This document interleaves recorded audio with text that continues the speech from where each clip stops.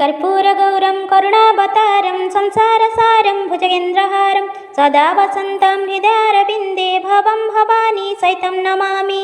मन्दारमालाकलितारकाय कपालमालं गीतसुन्दराय दिव्यसराय च दिगम्बराय नमः शिवाय च नमः शिवाय।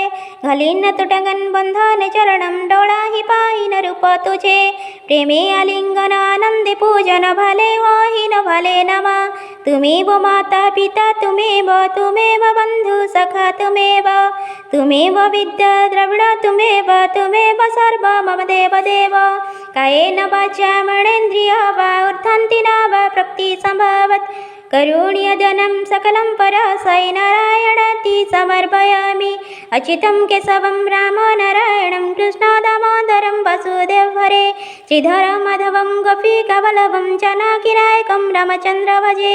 हरे राम राम राम हरे हरे हरे कृष्ण कृष्ण कृष्ण हरे हरे।